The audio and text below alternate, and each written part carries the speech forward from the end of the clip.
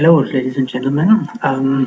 My name is Christoph. I'm from Austria, and yeah, unfortunately, I couldn't come to Australia to this, I think, very interesting event. So I'm sitting here now in Austria. It's Saturday midday, and I want to tell you something about solar heat for industrial production processes, the latest research results, and some examples for large-scale installations. Um, I'm working at IE Intec. IE Intec is a small research organization which is situated in the south of Austria, and we are dealing since about 2000 with this topic of solar process heat.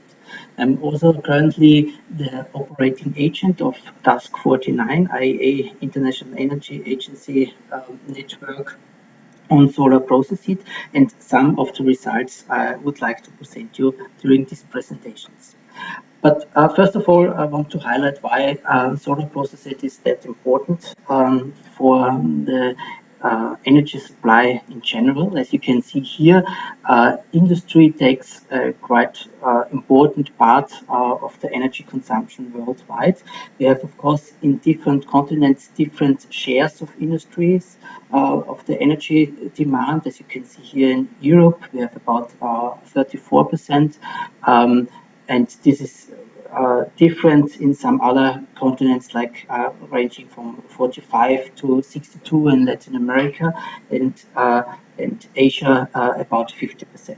But with this picture, I want to show you that industry has really a big demand of energy, and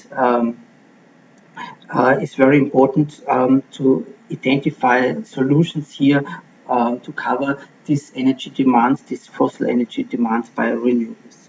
And solar thermal could be one of these energy source, and the IEA technology roadmap shows some years ago this big potential of solar heat for industrial processes. In general, you can see here what which development of solar industry is expected in different areas. And as you can see here, solar water heater and solar space heating is about 8.9 exajoule per year. And the next part, about 7.2 exajoule per year, this is expected in 2015 will be covered for solar industrial processing. But first of all, if you want to install solar energy for industrial processes, it is important to think about how you can reduce your energy consumption, and then as a second step, renewable energy, and then especially solar process heat should be installed. And here, main steps for such an energy audit, and especially the optimization of the energy consumption, has been defined, has been standardized on European but also worldwide standards for this procedure. So the first step for energy efficiency is, of course, to collect and measure all the energy relevant data. This means to collect mass and energy balances, to visualize these different demands, also breaking down these to different production processes, and also to visualize the temperature ranges where these different energies needed for different production processes.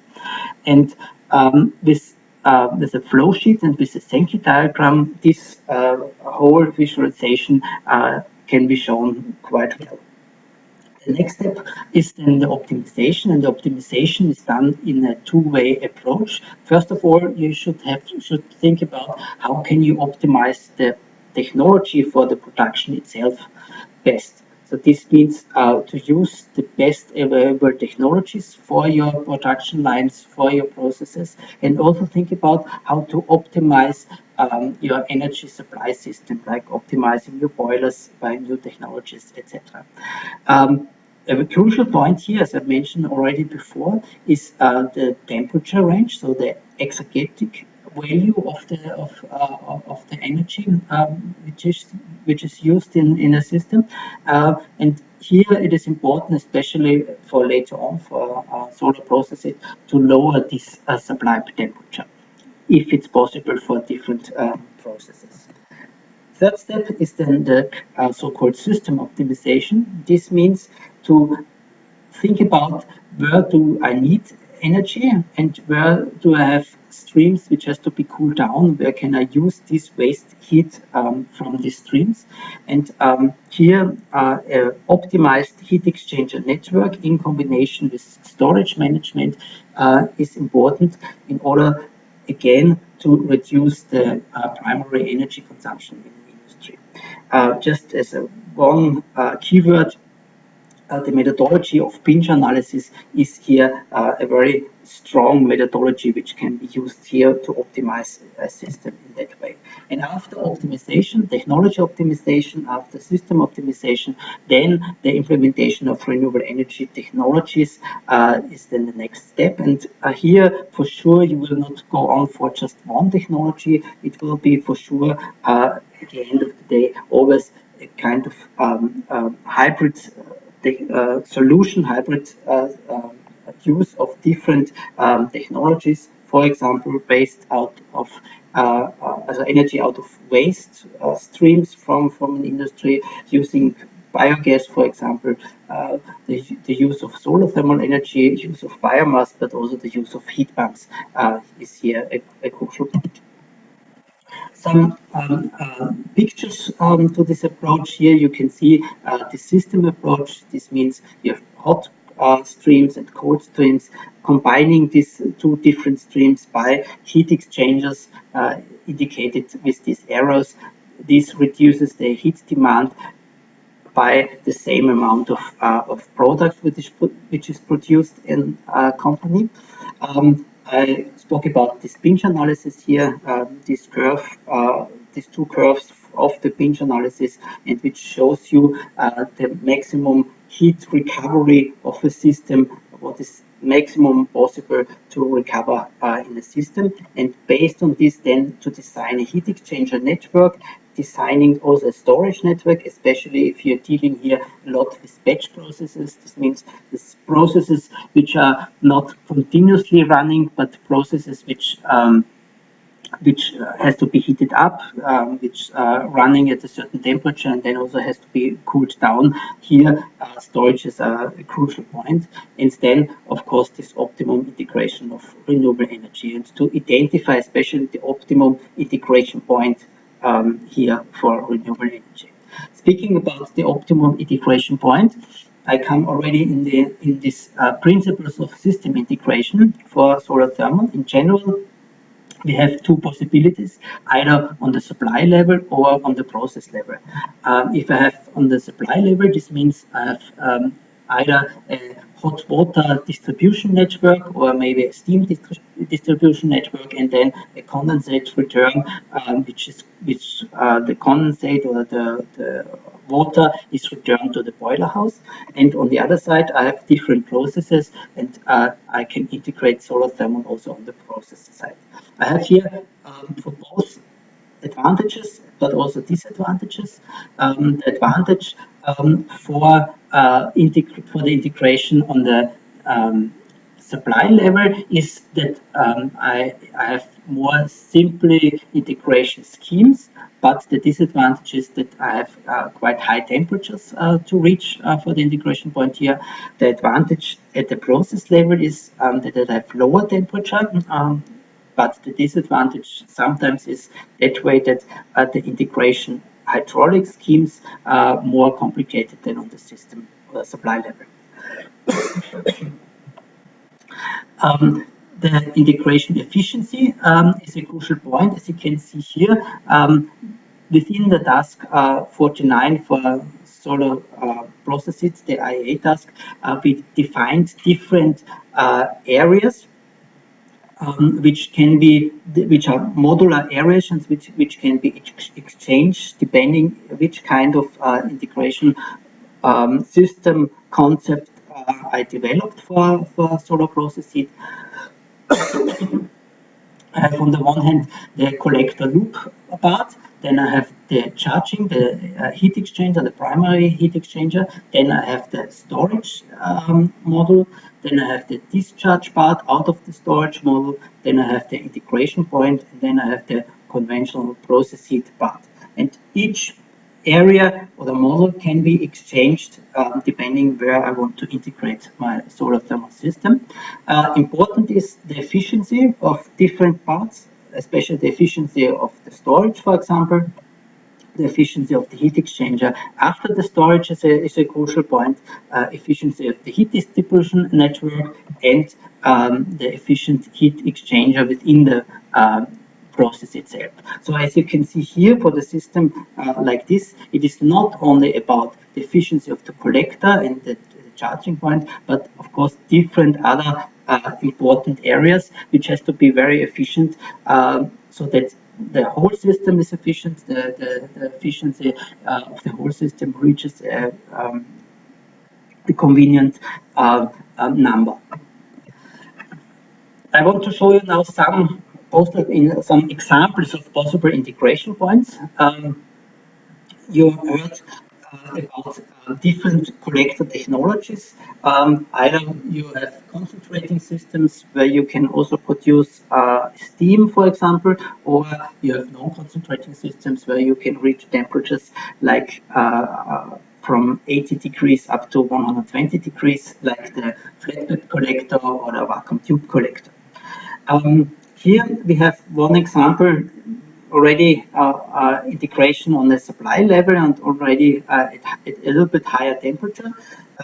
Yes, we have here a steam boiler producing steam coming here out, and then we have the steam distribution system where it goes to different processes, and the condensate return comes here back, is collected again in this piping system to a condensate tank. Then we have what is usual for a steam boiler, a degasification unit, and the boiler feed water before it goes to the steam boiler could be heated up by a solar thermal system. For example, here, for sure, the integration point would be quite easy to realize, just one heat exchanger. More complicated will be to reach over the temperature at this level. Integration concepts on the process level. I took out here one example. This is an example for a process where you have, for example, in the food industry, some cans or glasses here inside with vegetables, for example. The steam is rinsing over, is going over these cans, is collected as a condensate on the bottom of this vessel, for example, and the water which is going in circles and going over the product to sterilize the product, for example, is heated up by bypass system by a solar thermal installation. And if the temperature is not reached by the solar thermal system, and because we have some losses of the water system, I have to add here steam to reach higher temperature, and then the whole hot water or the steam is rinsing over my cans again in this production process. Another very often process and process which is can be found very often in the industry is the so-called pasteurizer. I have to pasteurize milk in dairies, for example, to heat up the milk for a certain time and then to cool the milk down again. This is shown here in that way. These are heat exchangers. I have a first heat exchanger, then a second heat exchanger. With this first heat exchanger, I preheat the fresh milk coming here inside.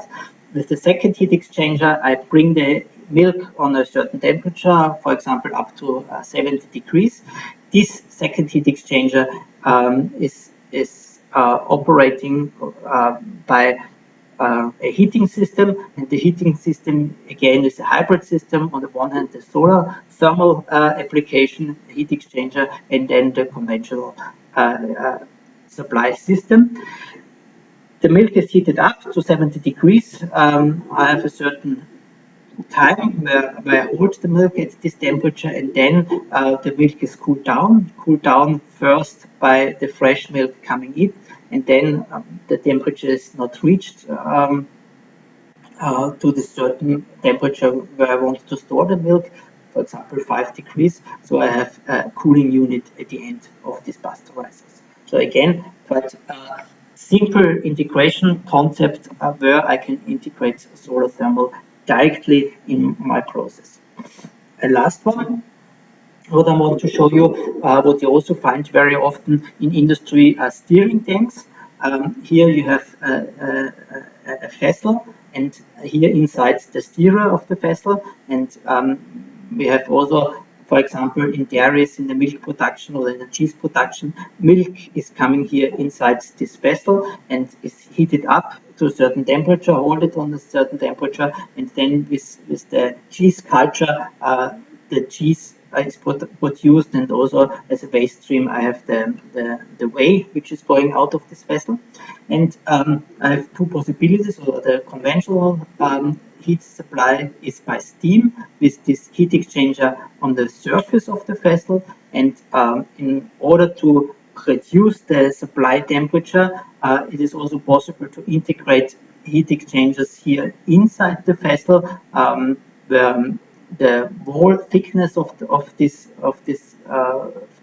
heat exchangers are very thin, and so I have the possibility to supply it at a lower temperature range and to have the possibility to go into this heat exchanger inside the vessel by a solar thermal system.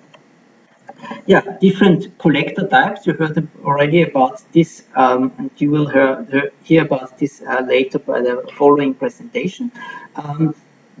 Just very shortly, we have uncovered collectors, which are running below 40 degrees normally.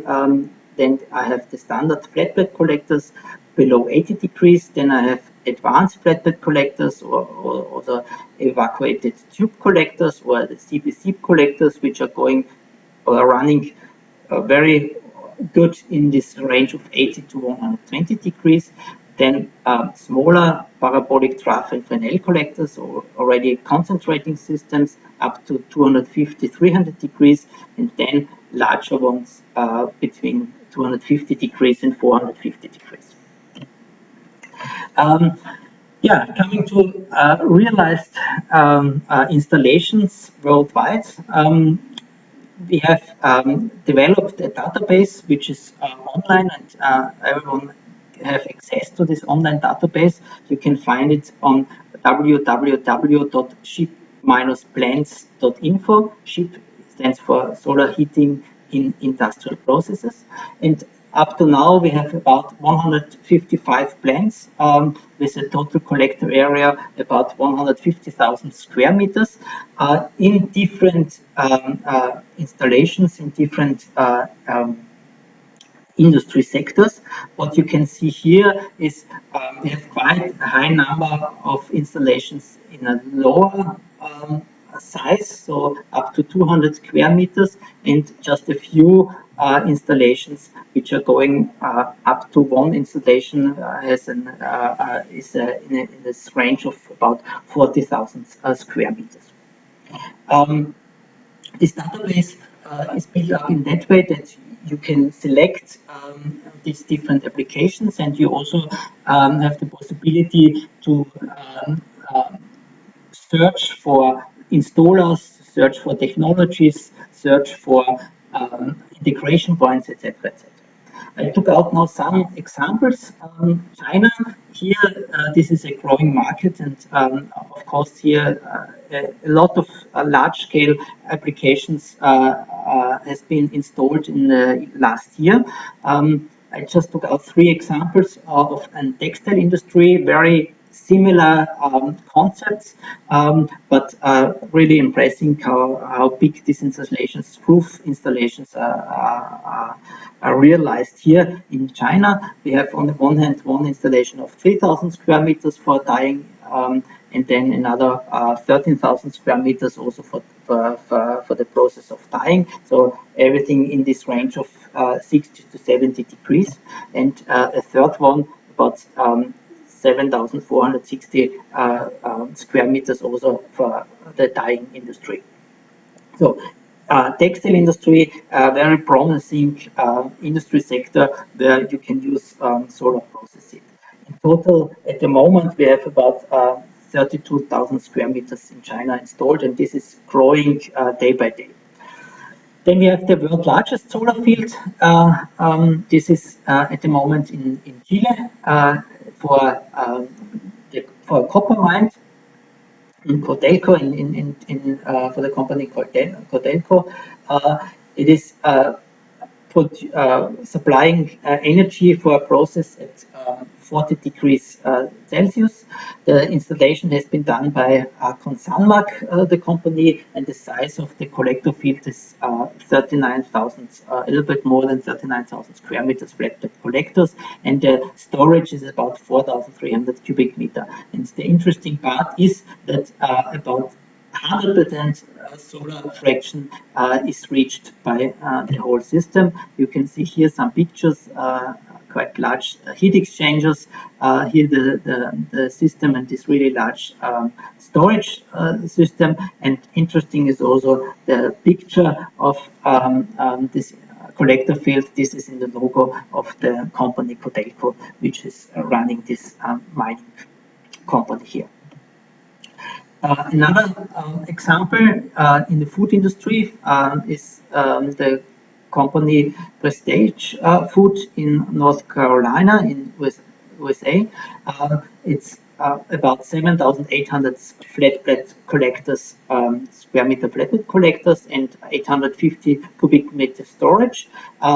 Mainly for cleaning purposes at 60 degrees. Hot water is produced here, and the interesting part here for this integration is that the collector itself, or the collector field itself, is not the company is not owning this collector field, but the whole system is a ESCO model, so they are just buying the energy what is produced by this collector field. Here's some examples. Another interesting example, as I told you, we have on the one hand the concentrating, the non-concentrating collectors like the flatbed collectors, and then the concentrating collectors like parabolic draft collectors or Fresnel collectors. Here, three applications of the company Nepsolar in Switzerland. All three installations are for dairy industry. They are producing steam. And this steam is directly integrated in the steam supply network of these three different dairies. Interesting part is they are at a very high altitude installed. So, for example, this application it's on 1,700 meter above the sea level, and this faces, of course, in winter times when it was when the snow quite big problems or challenges, let's say it like this, and also they have to handle very low temperatures up to minus 20 degrees. But all three applications are running quite well, let's say. Then there's one large-scale installation which is at the moment in erection. So they started with the construction in 2015, and the whole system should be ready in 2017. It is a really big installation, 1 gigawatt thermal, which has to be or will be installed. The total area of the collectors itself will be 3 kilometers square, and the application or the need for this steam which is produced here is in the oil recovery for an oil industry to pump in steam into this oil reservoirs in order to increase the yield of oil out of this reservoirs. The interesting part is that the collectors, parabolic trough collectors, and these collectors are in so-called glass houses, greenhouses, where they are protected for any influences like sandstorms, etc., etc. The whole installation will be installed in Oman and will, as I told you, will be ready in 2017. Yeah, at the end it should produce 6,000 tons of steam per day, and as I talked already, the savings will be about 300,000 tons of CO2 per year. Yeah, coming to another example in the food industry again, it's about the installation of 1,500 square meter of flatbed collectors in a brewery. Here, this is done in combination with a 200 cubic meter pressurized hot water tank. This was commissioned in June 2013, and it produced per sun about 4.6 million pints of beer. This installation of this Austrian brewery is in the framework of a whole procedure of realizing 100% renewable energy supply for this production site for this brewery, and this has been reached by end of the last year, by end of 2015. This brewery is really producing their beer by 100% renewables out of solar thermal, out of district heating energy, and also out of biogas, which is produced on the one hand of the wastewater of the brewery itself, but also is produced by the spent grains as a waste product of the brewing process. We have been involved, we have also designed this large-scale system for the brewery, and as you can see here, 5 workers has installed this 1,500 square meter collector field within 4 days here on a former football field of the of this within this brewing area. And the special part is to in order to integrate the heat of this of the solar thermal system into the brew process, as I showed you before in one of the slides before, we installed special heat exchanger inside these brewing vessels, so-called dimple plates, and this is the picture here. What you can see here, these are now inside the production of one vessel of the meshing tune, and with these special heat exchangers, it was then possible also to supply this process by solar thermal. Yeah, coming ready to my summary. If you want to go for solar thermal for industrial processes, you have to follow and to check certain important points.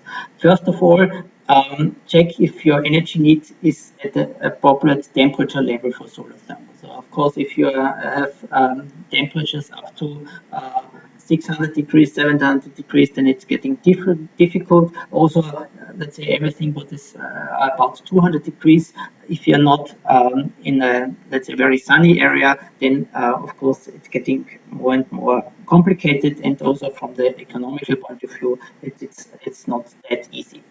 Then energy efficiency first, as I told you, running this part first to optimize your system, reduce your primary energy consumption, and then think about to integrate renewable energy. Maybe also willingness to change the process technology itself. This could enhance or optimize and increase the potential of solar thermal if you reduce the temperature of your process itself or your supply system. Important factor are the solar irradiation, shading considerations has to be done, and also what is very important is the space availability. If you don't have enough space, if your roof is too let's say, too weak to install solar collectors on your roof, then really it gets quite difficult. And also your production times. If you just produce in nighttime, then your storage has to be very big, and then maybe the whole system is also not very economical. Make a pre-feasibility study with an economical check. It's important part so that you get an idea and first a feeling if it's possible or not. Um, Also check possible subsidies. In different areas, you have different subsidies, and this, of course, makes the whole project more and more economical if you can use the subsidies. Important is also there has to be a very close cooperation between engineering companies and solar companies. They really have to rely on each other, and they really have to design a concept which is really in a close cooperation between these two actors. Yeah, and if you follow this and if you really can realize this for your company, then you have a green energy with a constant energy price. And yeah, for a longer perspective, for sure, solar thermal is a very reliable energy for your production. So, coming to my end, thank you very much for your attention. I hope you could follow my presentation quite well, even if I'm not real at your conference. And yeah, I wish you all the best for the day and a very interesting conference. Thank you very much. Bye bye.